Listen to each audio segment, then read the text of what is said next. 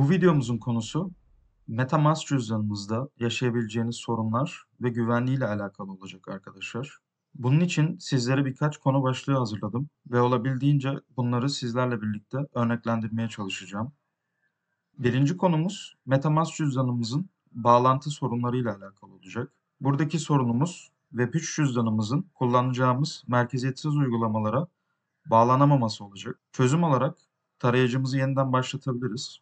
Ayrıca kurulumdan sonra eklentiler altında ben genellikle sabit bir şekilde kullanıyorum arkadaşlar. Gördüğünüz gibi eğer sabitlemeyi kaldırdığınızda MetaMask'a daha uzun bir yol aracılığıyla ulaşabiliyorsunuz. Sabitledikten sonra buradaki uygulama çubuğunda kolaylıkla erişebiliyorsunuz.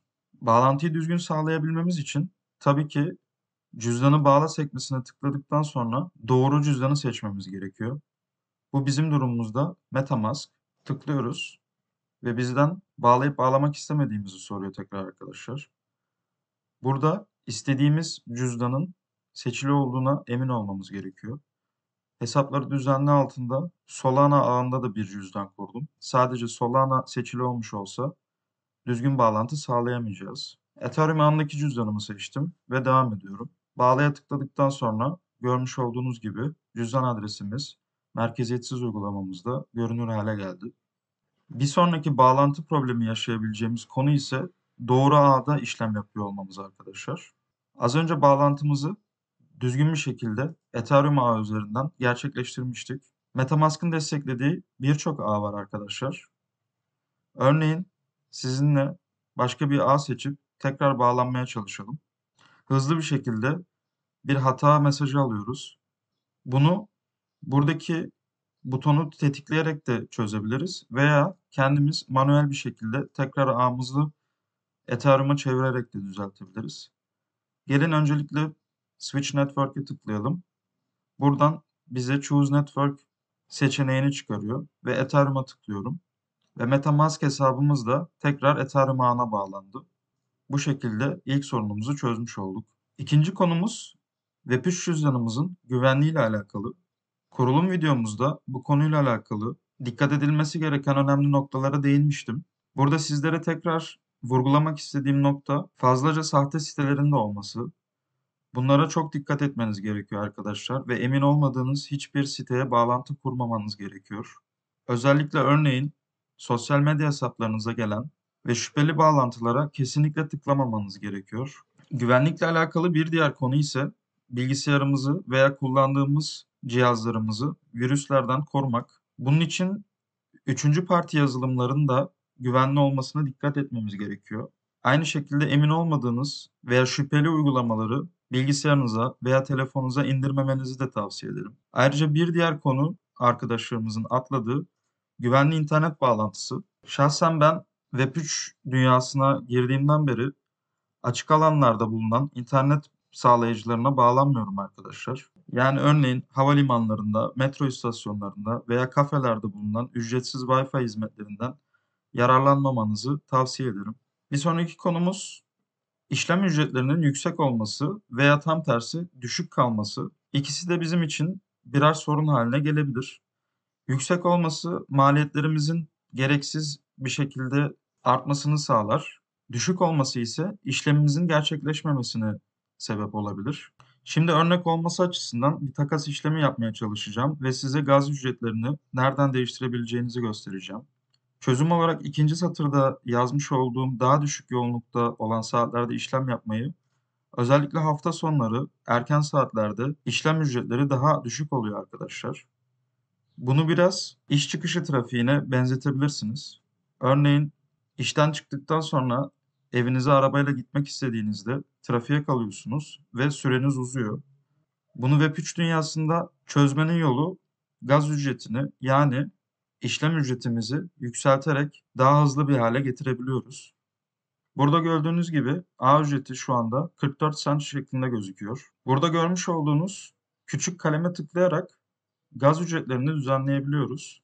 Şu anda ortalama piyasa ücreti bu şekilde.